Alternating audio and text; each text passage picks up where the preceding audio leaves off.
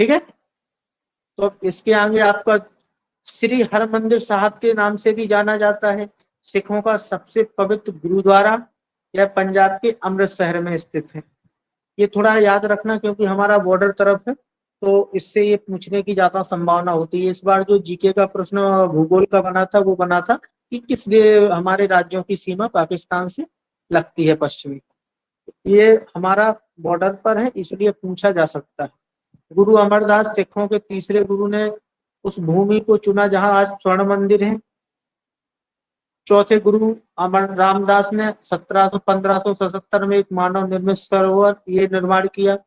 अमृतसर शहर का नाम इसी सरोवर के नाम पर पड़ा। ये चौथे गुरु थे उनके, इसके पर पड़ा। पांचवें गुरु अर्जुन देव ने 1581 में मंदिर का निर्माण कार्य शुरू किया और इसे पूरा होने में 8 वर्ष लगे। तो पांचवें गुरु का इतिहास से थोड़ा हमारा संबंध जुड़ता है।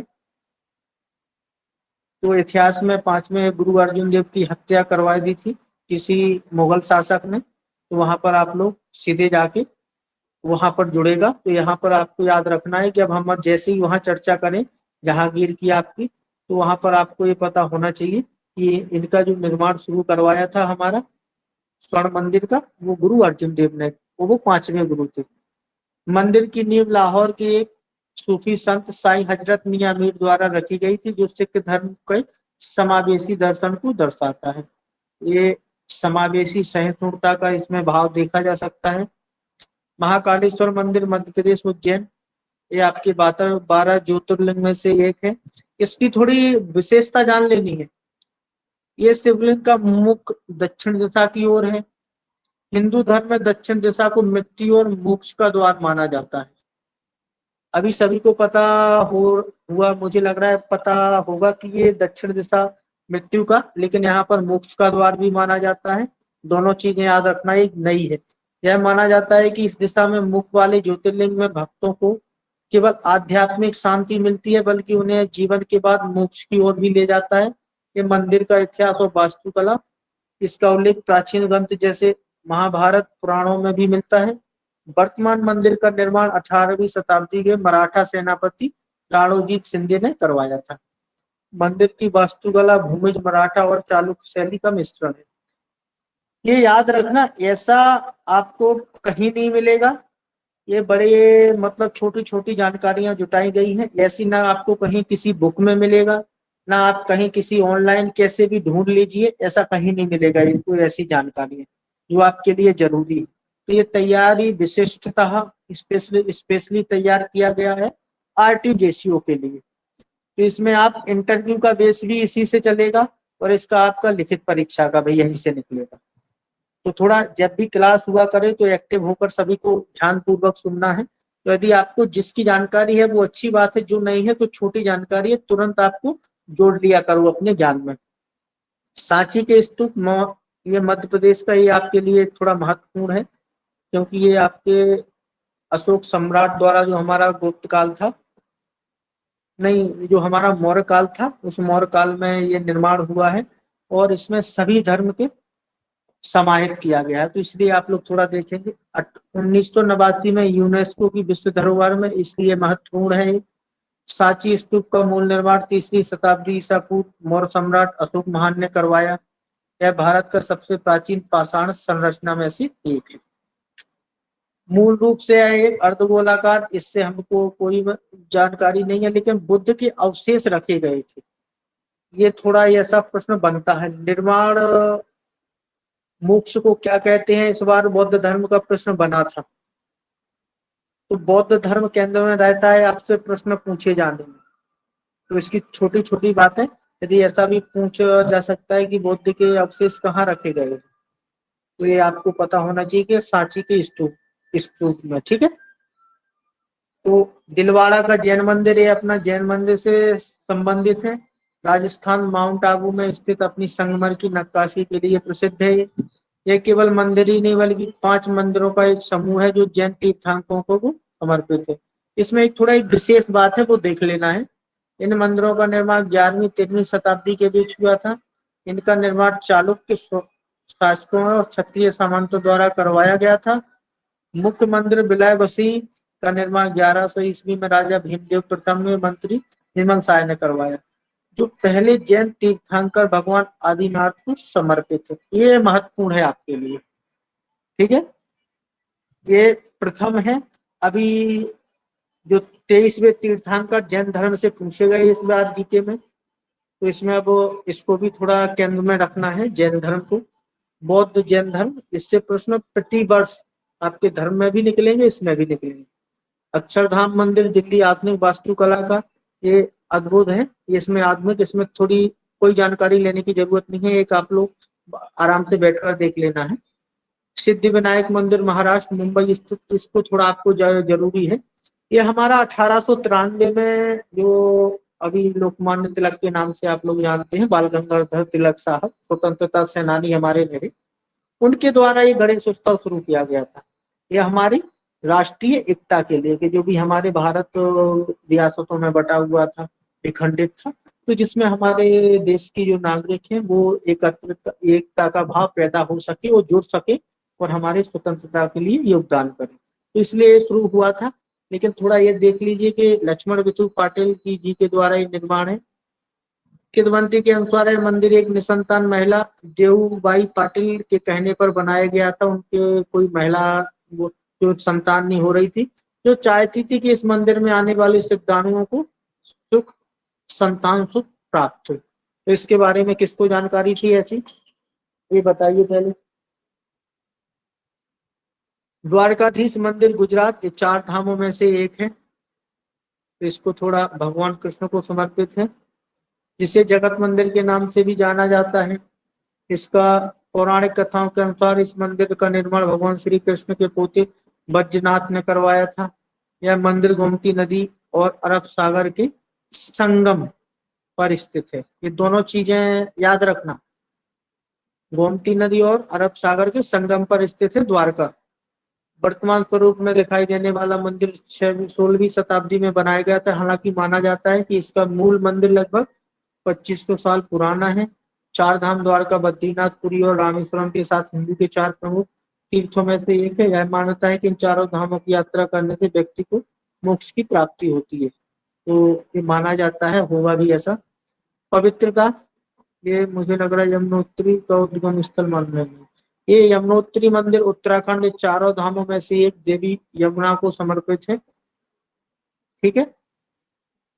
यमुनोत्री को यमुना नदी का उद्गम स्थल माना जाता है। हालांकि नदी का वास्तविक स्रोत यमुनोत्री ग्लेशियर है, जो मंदिर से कुछ किलोमीटर ऊपर स्थित है। तो ये आपका भूगोल का एक प्रश्न पूर्ण होता है कि यमुनोत्री यमुना नदी स्थल यमुनोत्री ग्लेशियर है, ठीक है। इसका इतिहास, जो निर्माण है, वो मंदिर का मूल निर्माण 19वीं शताब्दी में जयपुर महारानी गुलेरिया जी ने करवाया था। इतनी जानकारी हमारे पास पर्याप्त है इसकी। गंगोत्री मंदिर उत्तराखंड 4 धाम में, ये देवी गंगा को समर्पित है। माना जाता है कि वर्तमान मंदिर का निर्माण 18वीं शताब्दी की शुरुआत गोरखा कमांडर अमर सिंह थापा, ये थोड़ा आपसे सैनिक से जुड़ेगा, करवाया गया था। बाद में जयपुर के महाराजाओं ने इसका जीर्णोद्धार करवाया। यह मंदिर शैली पारंपरिक पहाड़ी शैली में, जितने भी आपको उत्तराखंड में इधर मंदिर है और शैली पूछी जाए तो सीधा बोल दिया करो पारंपरिक पहाड़ी शैली, उसी क्षेत्र में, ठीक है। मुख्य बात, सफेद ग्रेनाइट से भागीरथी नदी के दाहिने तट पर एक पवित्र चट्टान के पास स्थित है। इसे भागीरथ शिला कहा जाता है। पौराणिक कथाओं के अनुसार राजा भागीरथ ने इसी शिला पर बैठकर तपस्या की थी ताकि देवी गंगा स्वर्ग से पृथ्वी पर अवतरत। तो ये आप लोग यदि कोई उत्तराखंड तरफ से हो, इसको विशेषता अच्छी तरह से तैयार, आप लोग जो भी जिस राज्य से हो उसमें यदि ऐसे कोई हमारे विशिष्ट प्रसिद्ध स्थल हो, उनकी एक छोटी छोटी सी जानकारी आपको तैयार रखनी है, बिल्कुल छोटी से छोटी। आपको यदि किसी भी तरीके से कोई भी बात की जाए तो आपको उसका पूरा ऐतिहासिक बैकग्राउंड पता होना चाहिए, जो आपका निर्माण है, वास्तुकला है, संबंधित देवता है, पूरी जानकारी होना चाहिए। गंगा का अवतरण, हिंदू पौराणिक कथाओं के अनुसार गंगोत्री वह स्थान है जहाँ देवी गंगा ने राजा भागीरथी की तपस्या से प्रसन्न होकर पहली बार पृथ्वी को स्पर्श किया था। गंगा का स्रोत गंगोत्री मंदिर से लगभग 19 किलोमीटर दूरी पर स्थित गोमुख ग्लेशियर को गंगा नदी है, जहाँ यहाँ भागीरथी कहलाती है। का वास्तविक उद्गम स्थल है। तो कहाँ से निकलती है हमारी गंगा नदी? गोमुख ग्लेशियर से। हमारे भारत देश की सबसे बड़ी नदी गंगा है, याद रखना है, इसमें कोई कंफ्यूजन नहीं होना है। अमरनाथ गुफा जम्मू कश्मीर, इसमें थोड़ी अमरनाथ में आपका बन सकता है ये प्रश्न, आपका जुड़ेगा आपका पहलगांव से। पहलगांव अटैक हुआ है, वहीं से जाना पड़ता है अमरनाथ। तो अमरनाथ गुफा जम्मू कश्मीर प्राकृतिक रूप से बनने वाले बर्फ शिवलिंग के लिए प्रसिद्ध है। ये प्राकृतिक रूप से बनता है यहाँ। प्राकृतिक रूप से बनने वाले शिवलिंग के लिए प्रसिद्ध, जिसमें बाबा बर्फानी के नाम से भी जाना जाता है, ये थोड़ा आपको पता है। भगवान शिव और पार्वती, पौराणिक कथाओं के अनुसार इसी गुफा में भगवान शिव ने अपनी पत्नी पार्वती को अमरता का रहस्य, ये किसको पता था कि अमरता का रहस्य क्या सुनाया था? क्या किसी को पता? यह भी माना जाता है कि इस दौर में कोई जीवित प्राणी गुफा में ना हो, यह सुनिश्चित करने के लिए उन्होंने अपनी सभी चीजों का त्याग किया, जैसे कि नंदी को पहलगांव, चंद्रमा को चंदनवाड़ी और अपनी नाक को शेषनाग झील के पास छोड़ दिया था। बर्फ का शिवलिंग गुफा के अंदर पानी की बूंदें छत से टपकती हैं, अत्यधिक ठंड के कारण एक प्राकृतिक बर्फ का शिवलिंग बनाती है। यह शिवलिंग चंद्रमा की कलाओं के अनुसार बढ़ता और घटता है। पूर्णिमा के दिन अपने ये पूर्ण आकार में होता है और अमावस्या के बाद ये धीरे धीरे सिकुड़ता है। ठीक है, अगला प्रश्न हमारा, गोमतेश्वर मंदिर कर्नाटक। थोड़ा आगे तो नहीं निकल गया, ठीक है, 14-15। ये श्रवण बेलगोला, ये जैन से है, जैन मंदिर से संबंधित है, जैन धर्म से। इसको याद रखना है, जो कम से कम है जैन धर्म से संबंधित हमारे। तो बौद्ध जैन धर्म से जो भी संबंध है उससे प्रतिवर्ष एक एक प्रश्न निकलेगा, ये गारंटी है। बाकी ये अलग से जो निकलेगा वो अलग बात है। यह मंदिर अपनी विशाल और एकल शिला से बाहुबली की मूर्ति के लिए प्रसिद्ध है, जिन्हें गोमतेश्वर के नाम से भी जाना जाता है, याद रखना। इस इतिहास और मूर्ति की वास्तुकला निर्माण है भव्य शताब्दी, इसको नहीं है, आप लोग बैठ के आराम से पढ़ लिया करो, जो ज्यादा महत्वपूर्ण है वो मैं जानकारी आप लोगों को उपलब्ध करवाया करूंगा, ठीक है। दुनिया की सबसे बड़ी अखंड मूर्तियां में से एक है। बाहुबली की कहानी, भगवान बाहुबली जैन धर्म के पहले तीर्थंकर ऋषभनाथ के पुत्र थे। तो जैन धर्म के प्रथम तीर्थंकर कौन थे? ऋषभनाथ। उनके पुत्र द्वारा ये युद्ध जीता और बनवाया गया था इसको। इसमें मुद्रा की दर्शा उनके पास एक वो गहन तपस्या प्रकृति के साथ जुड़ाव दर्शाती है इसका। ये विठोबा मंदिर महाराष्ट्र में भगवान विठोबा को श्री कृष्ण को समर्पित है। यदि जिसको पता ना हो वो जानकारी इसमें कर लेना है। जो विठोबा मंदिर है महाराष्ट्र का वो श्री कृष्ण जी को समर्पित है। वृंदावन चंद्रोदय मंदिर, ये किसको पता है? ये हमारे यहाँ पर विश्व का सबसे ऊंचा मंदिर निर्माण किया जा रहा है। किसी को जानकारी है ये कि नहीं है? विश्व का सबसे बड़ा चंद्रोदय मंदिर का जो निर्माण हो रहा है वो हो रहा है आपका वृंदावन में। तो अभी ये निर्माणाधीन है। तो उसमें यदि आप कोई वहाँ के रहने वाले हो तो जानकारी कर सकते हैं क्या कैसा होगा वहाँ, लेकिन अभी हमको यहाँ पर जानकारी की कोई जरूरत नहीं है। प्रश्न जब बनेगा जब ये आपका पूर्ण हो जाएगा। ठीक है, तो अब त्र्यंबकेश्वर मंदिर महाराष्ट्र नासिक 12 ज्योतिर्लिंग में से एक होगा ये। त्र्यंबकम का अर्थ है तीन आंखों वाले भगवान। यहाँ तीन लिंग जो ब्रह्मा विष्णु और महेश शिव को दर्शाते हैं। गोदावरी नदी का उद्गम स्थल, मंदिर के पास ही गोदावरी नदी का उद्गम स्थल है। ये आपका एक विशिष्टता है इसकी, इस वाले मंदिर की, जिसे दक्षिण की गंगा भी कहा जाता है। तो गोदावरी के बारे में दो चीजें जान लेनी है। ये त्र्यंबकेश्वर आपसे पूछा जा सकता है। दक्षिण की गंगा कहा जाता है गोदावरी नदी को। मान्यता है कि यह नदी गौतम ऋषि की तपस्या के कारण यहाँ अवतरित हुई। यहाँ कालसर्प पूजा, नारायण नागबली जैसे अनुष्ठान किए जाते हैं। पितरों के मोक्ष के लिए महत्वपूर्ण माना जाता है। यह निर्माण, वर्तमान मंदिर निर्माण का 18वीं शताब्दी पेशवा बालाजी राव ने करवाया था। तो त्र्यंबकेश्वर की ये जानकारी हमारे पास पर्याप्त हो गई है। एलोरा की गुफाएं, सतर्क हो जाइए सभी लोग, ठीक है, इस पर सतर्क हो जाइए। एलोरा की गुफाएं ये आपकी गुफाओं का समूह है वो हिंदू, बौद्ध और जैन धर्म से संबंधित है। इसमें से प्रश्न या तो इतिहास में निकलता है या आपका इसमें कला एवं संस्कृति में निकलता है, तो ये महत्वपूर्ण है सभी के लिए। इसका निर्माण काल 600 ईस्वी से 1000 ईस्वी के बीच हुआ। इसमें क्योंकि तीनों धर्मों की गुफाएं हैं, गुफाओं का मतलब अंदर भगवान का या ईश्वर का हमारा मंदिर बनाए गए हैं, सभी धर्मों से संबंधित जो भी ईश्वर है। बौद्ध गुफाएं 1 से 12 नंबर तक हैं, ये सबसे प्राचीन गुफाएं हैं जो 5 से 8वीं शताब्दी के दौरान बनी थी। इन गुफाओं में भगवान बुद्ध और बोधिसत्व की विशाल मूर्तियां हैं जो बौद्ध धर्म के महायान संबंधित है। ये महायान थोड़ा याद रखना। हिंदू गुफा 13 से 29 तक है, ये 7वीं से 9वीं शताब्दी राष्ट्रकूट वंश के शासनकाल में बनी थी। इन गुफाओं में हिंदू देवी देवताओं जैसे शिव, विष्णु और शक्ति के विभिन्न रूपों को दर्शाया गया है। इन गुफाओं में सबसे महत्वपूर्ण है कैलाश मंदिर, गुफा नंबर 16 में। ये महत्वपूर्ण है, कैलाश मंदिर हिंदुओं का है, गुफा नंबर 16 में। कहाँ? एलोरा की गुफाओं में। जैन गुफा 30 से 34 है, ये सबसे नवीनतम है, 9 से 10वीं शताब्दी दौरान बनी थी। ये गुफाएं जैन तीर्थंकर की मूर्तियों और जटिल नक्काशी के लिए प्रसिद्ध है।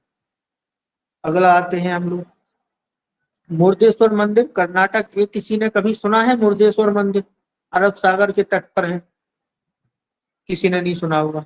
मुर्देश्वर मंदिर कर्नाटक के भटकल में स्थित है। यह मंदिर अरब सागर के तट पर बना हुआ है। यहाँ भगवान शिव की दुनिया की दूसरी सबसे ऊंची मूर्ति स्थापित है। तो धोखे से ऐसा मंदिर पूछ लिया जाए तो ये पता होना चाहिए कि किस राज्य में है। तो कर्नाटका में है, अरब सागर पर स्थित।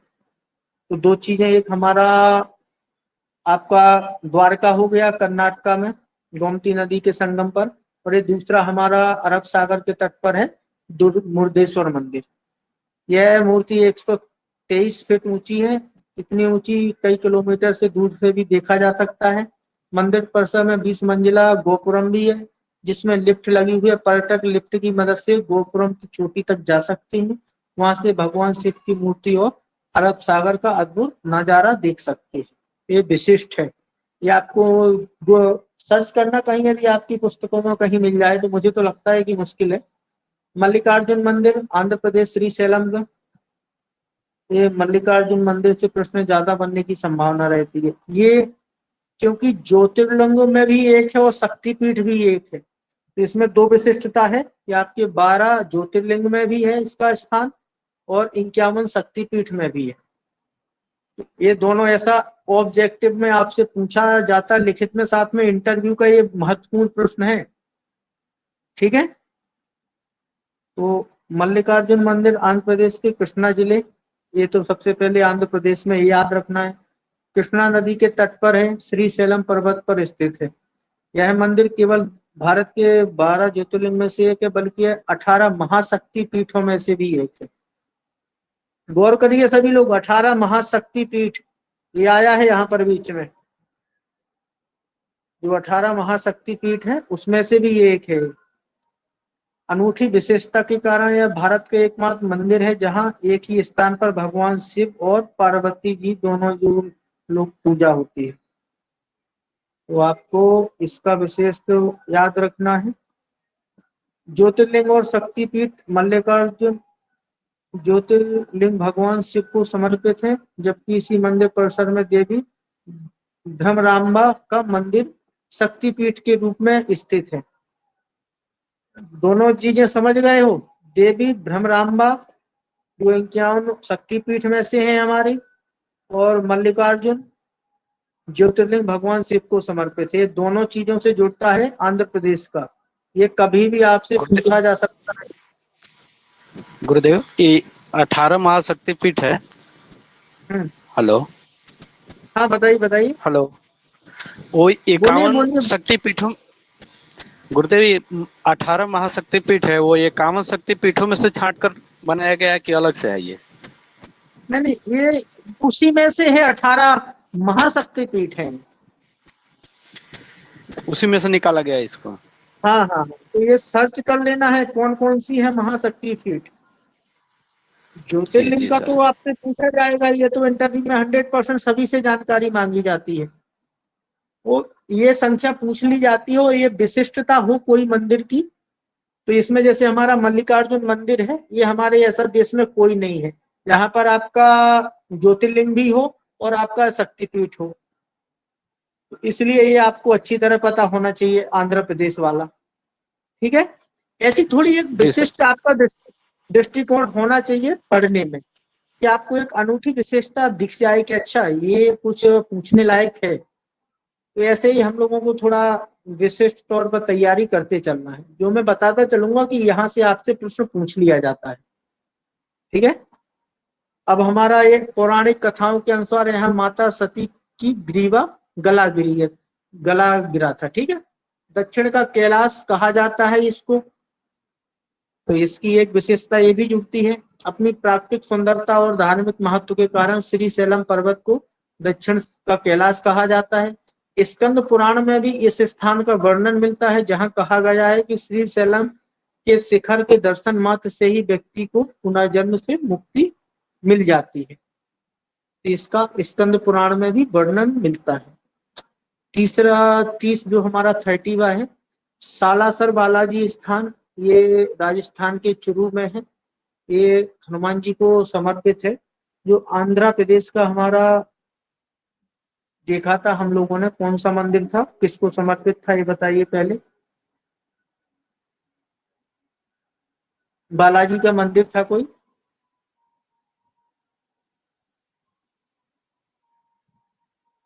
बताइए। वेंकटेश।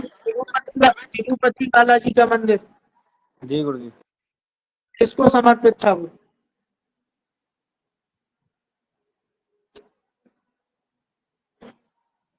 कल हम लोग पढ़े थे, आप लोग भगवान इतना विष्णु को गुरु जी। किसको? भगवान विष्णु को। हाँ जी, वेंकटेश्वर स्वामी को, भगवान विष्णु को। तो इसी में थोड़ा फंसाने वाले प्रश्न, जहां हम लोगों को थोड़ा दुविधा हो जाती है ना, परीक्षक उसी प्रश्न को डालता है। तो इसको थोड़ा याद रखना है कि क्या रहा हमारा अगला। हमारा सालासर बालाजी मंदिर राजस्थान के चुरू जिले स्थित है, या भगवान हनुमान को समर्पित है। ये प्रसिद्ध तीर्थ स्थल भी है। यह मंदिर अपनी अनूठी और चमत्कारी प्रतिमा के लिए जाना जाता है, जिसमें हनुमान जी को दाढ़ी और मूछें हैं। ये किसको पता था, बताइए? जो कि भारत में अन्य हनुमान मंदिर से सामान्यतः देखने को नहीं मिलता। आपने कभी ऐसा देखा है कि जहां हनुमान जी की दाढ़ी और मूछें हो? नहीं देखा होगा। चलिए, सभी लोग अपना वीडियो ऑन कर लीजिए, जहां तक हो जाए। तो हमारा यहीं तक समाप्ति होगी, ज्यादा मैं एक हफ्ते पूरा कवर करवा दूंगा, तो आप लोग नहीं कवर करो। अगली क्लास में हम लोग 20 को और देख लेंगे, 20 मंदिरों को। हमारे लगभग पूरा कवर हो गया मंदिर। 3 दिन, चौथे दिन हम लोग तो आप एमसीक्यू जैसे ही आपका इसका कर लेंगे प्रैक्टिस, तो आपको ज्यादा क्लियर चीजें हो जाएंगी, कौन सा मंदिर किस राज्य में है, ये भी बनाया जाएगा, किन देवता को हमारा समर्पित है, कैसे जुड़ता है। तो लगभग मैंने 45 से 46 मंदिर छाटे हुए थे, जो एक अलग विशिष्टता रखते हैं। वो आपके धार्मिक सांस्कृतिक महत्व भी रखते हैं। पौराणिक तो महत्व है ही है सभी मंदिरों का, साथ में सांस्कृतिक भी महत्व है। तो अगली क्लास में हम लोग सोमवार को बचे हुए जो हमारे 15 से 16 मंदिर हैं वो कर लेंगे। क्लास का समय हो गया है, थोड़ा मुझे जाना है एक जगह। तो 7 बजे हमारा पर डे 30 मिनट तक ही क्लास होगी। वैसे 10-5 मिनट हमारी ज्यादा हो जाती है प्रतिदिन क्लास, तो उसका कोई मतलब नहीं है हमारा ना। जैसे भी हम लोगों का जब तक टॉपिक खत्म नहीं होगा, जब तक क्लास खत्म नहीं होगी। तो राशिद हुसैन, गुरुजी एक ये बात बोलनी जी। हाँ सर ये थोड़ा टाइम है ना, टाइम को थोड़ा और आगे पाछ कर लेते, क्योंकि 2 दिन से सर क्लास मिस हो रही है, क्योंकि तो ये क्या टाइम किया सर। जाए? सुनिए सुनिए, कितना कर दिया जाए बताइए। सर 20 मिनट और आगे बढ़ा लीजिए सर। मतलब 7 बजे से पीछे किया जाए।